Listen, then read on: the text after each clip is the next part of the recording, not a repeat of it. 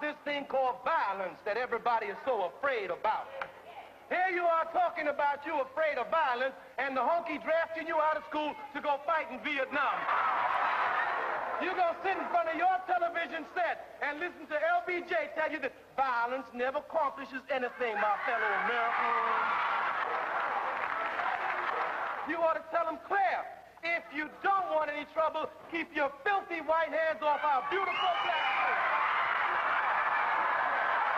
The revolution has come. Off the field. Time to pick up the gun. Off the field. Revolution has come. Off the field. Time to pick up the gun. Off the field. The revolution has come. In the streets of Oakland, a few miles from the Berkeley campus, the Black Panthers came forward as the cutting edge of black power.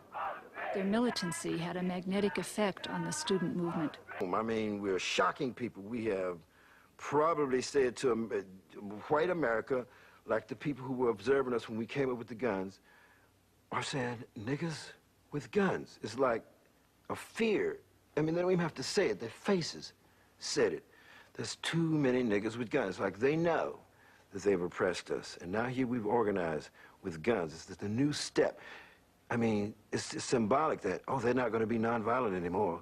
Black is beautiful. Free your.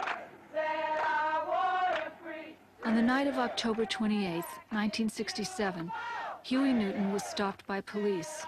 There was gunfire. Officer Fry was killed, and Huey Newton was arrested for murder.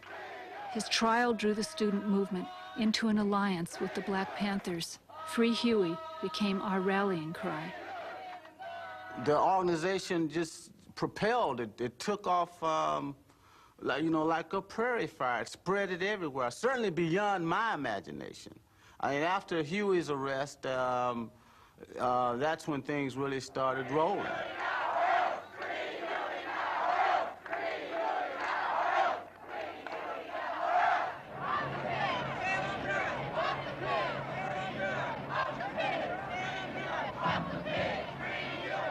The Panthers exercised a heavy influence in the imagination of the white left, partly because the white left was confused about who it was and what it ought to do.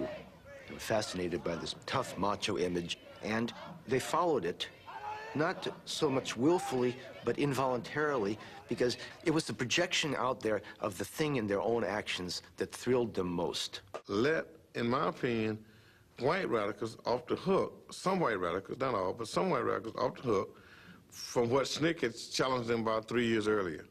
That was to go organize the white community.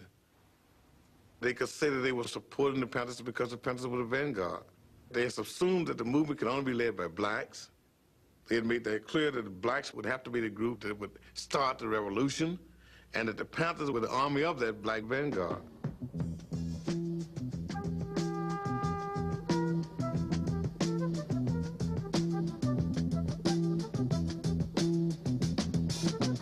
You will not be able to stay home, brother. You will not be able to plug in, turn on, and cop out. You will not be able to lose yourself on Skag and skip out for beer during commercials because the revolution will not be televised. The revolution will not be televised. The revolution will not be right back after a message about a white tornado, white lightning, or white people. You will not have to worry about a dove in your bedroom, the tiger in your tank, or the giant in your toilet bowl. The revolution will not go better with Coke. The revolution will not fight germs that may cause bad breath. The revolution will put you in the driver's seat. The revolution will not be televised, will not be televised, will not be televised.